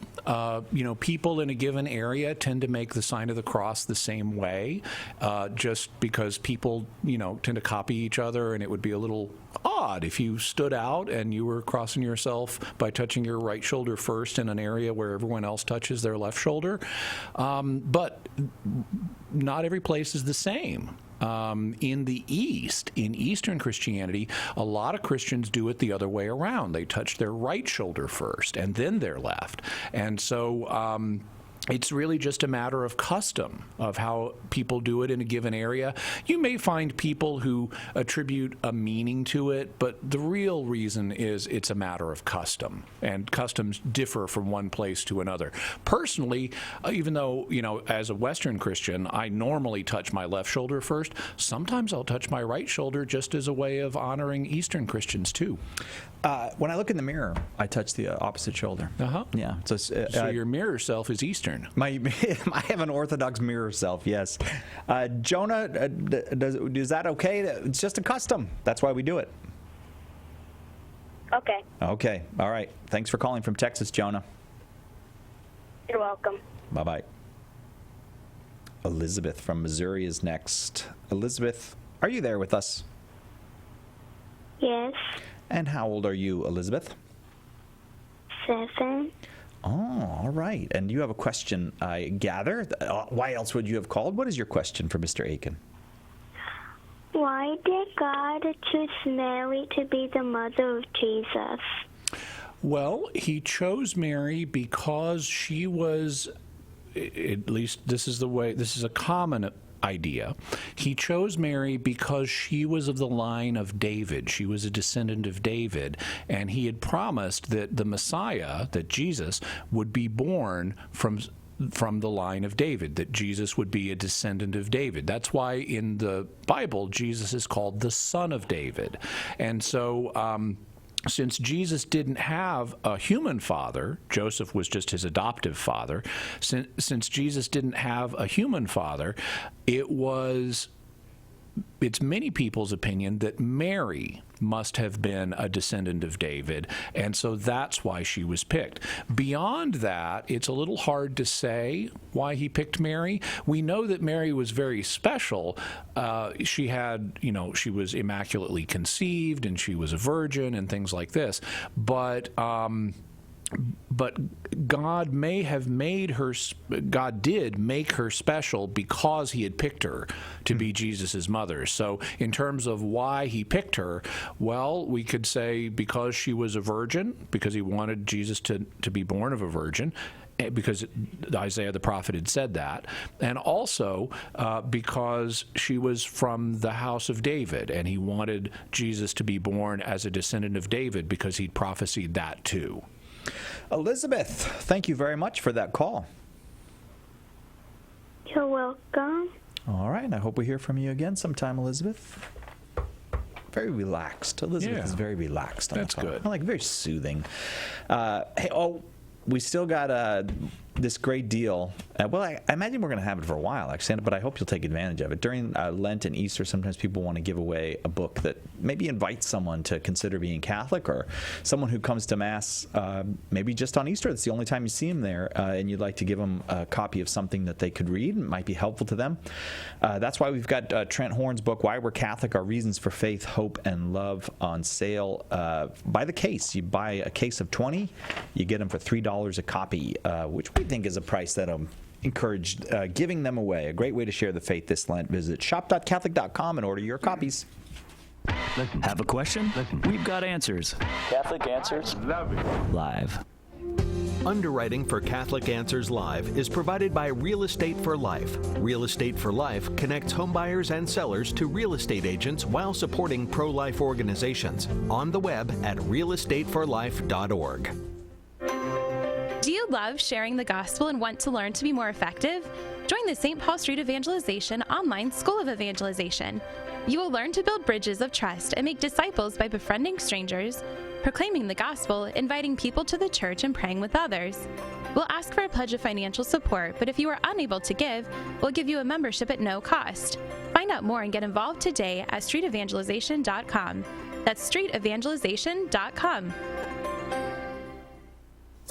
Catholic radio, I believe, is the greatest tool for evangelization that the church has today. And I know this because we hear from people all over the world that tell us all the time they came to faith in Christ, in the Catholic Church, through Catholic radio. Guy that lives right next door to you, he might not ask you about your Catholic faith, but he'll ask us. He'll call in and say, tell me about the Catholic Church.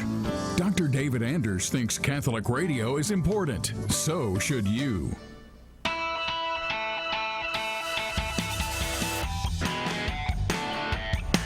I do think Catholic radio is important. That's why I'm here. Are you David Anders? I am not David Anders. No, So you're saying two people think Catholic radio is important? At least two. Me and Dr. David Anders. Okay, good. Yes. Good. And I feel like I'm in good company anytime I'm sharing a view with Dr. David Anders. 888-318. Like maybe watching a sunset or something, or I didn't mean a view that way. No, I meant an opinion. Okay, I guess. Okay, because he's super still. So you wouldn't be good company if you were watching a sunset together? I don't know. I don't know. What kind of beverages would there be? 888-318-7884. 888-318-7884. If you're a kid and you have a question about God or the church or prayer or the sacraments, you're welcome to call. 888. Got a couple lines open. Yeah, 2 lines open right now at 888-318-7884. Let's go to Claire now in Ontario, Canada. Are you there with us, Claire? Hi. Hi, Claire. How old are you? 6. 6? Well, thank you for calling us. What is your question for Mr. Aiken? My question is, how do you get Jesus up to the cross? Okay, how do you get Jesus up to the cross? Well, the Bible doesn't tell us exactly. So we have to use what we know about how the Romans often got people to the cross. What they would often do is they would have the pole for the cross already planted in the ground. And then they would take the crossbeam and put it on the back of the person who was going to be crucified, and he would have to carry that crossbeam to the cross. And then they would nail him to the crossbeam and then maybe use like ropes to pull him up and get the crossbeam attached to the cross. So that's one way they did it. They didn't always do it that way, but that's maybe how they did it. They might have used ropes to pull Jesus on the crossbeam up to the cross, and then they would have nailed his feet as well.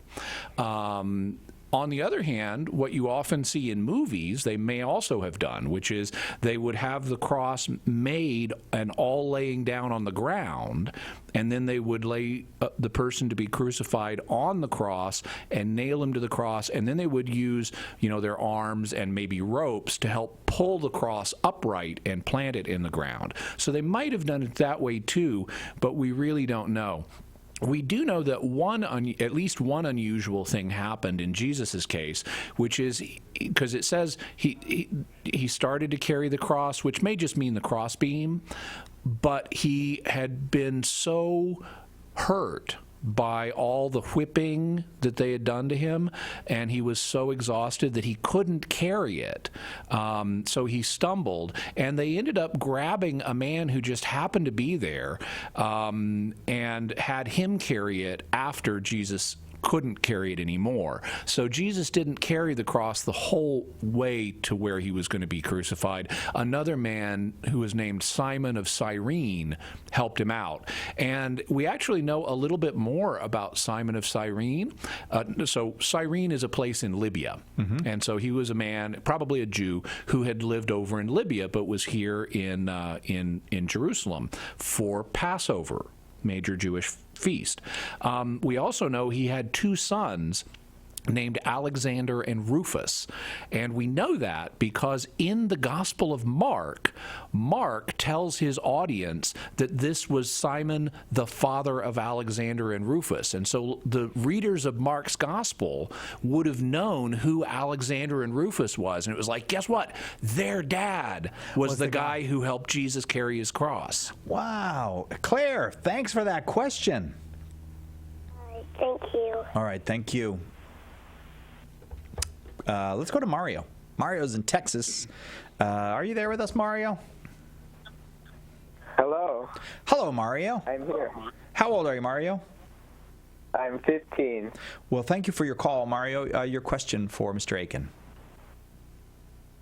So my question is, so God's all-knowing, right? Yes. I mean, yes, at least that's what they teach me. Yep, he is. So, God's all-knowing, and he knows, so if he put me on earth he would know if I was going to hell or heaven right off the bat, right? From the get-go. Mm-hmm. Yes. So, but then it seems kind of contradictory, because if God is all-loving, how can he put someone on earth who will, suffer eternal damnation? Okay. He knows it, right? Right. So you're asking a very sophisticated question, and because you're older and because there's no other way to answer this question, I'm going to lay a couple of theological terms on you. I'll explain what they mean, but this is a very subtle question, and to explain it, I need to use a couple of terms. The question has to do with what kind of knowledge God has.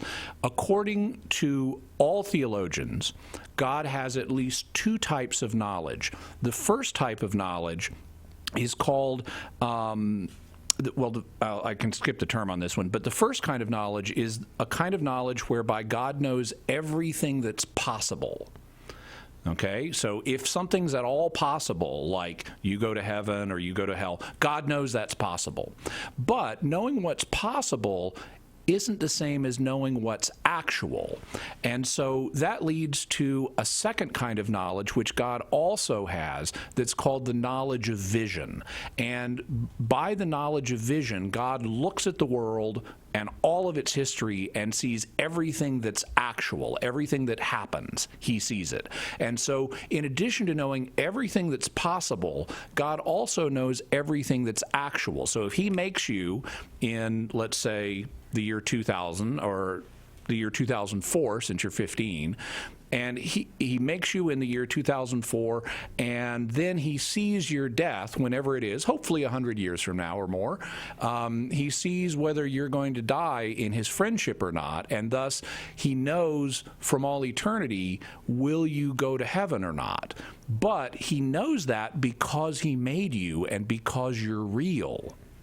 If he didn't make you, if you were only a possibility, then according to this theory, he would know it's possible for you to go to heaven or hell, but he wouldn't know, do you actually go to heaven or hell, unless he makes you and sees what you do.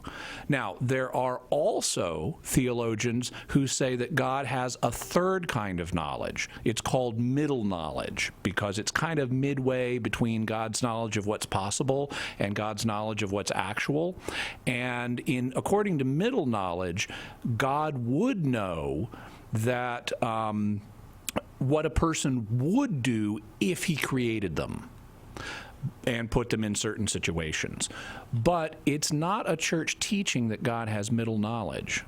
According to, like, St. Thomas Aquinas, he has only two. He has the knowledge of what's possible and the knowledge of what's actual, but he didn't have knowledge of what would happen if he made something. And that's where the real problem comes in, because if God has middle knowledge, then it's harder to see why he would create someone knowing before his decision to create them that they would end up going to hell.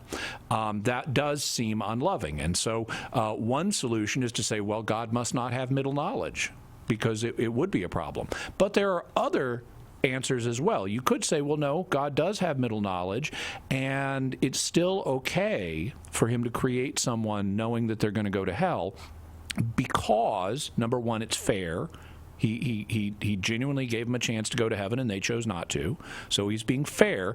But also, you could argue he's being loving, because even people who are in hell, it's better for them to exist than to not exist. And so even though they didn't accept all of the things God wished they would accept, they nevertheless are ending up with a positive experience on balance, that it's still better to exist than to just not exist at all. And so on that idea, God, even if he had middle knowledge, would still be doing something generous for these people, even if they brought some suffering on themselves.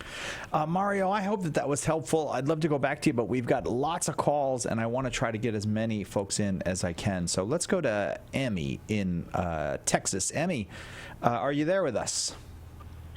Hello. Hello, Emmy. How old are you? 10. And Emmy, what is your question for Mr. Aiken? If Jesus did most of his things during Holy Week, why is there 40 days in Lent? Well, he didn't do most of his things during Holy Week. Holy Week was just 7 days, and Jesus had a ministry that was at least 3.5 years long. So he did a lot of things that weren't in Holy Week. The reason that Lent is based on 40 days, although it's actually a little bit longer than 40 days, the reason is because 40 is a special number in the Bible.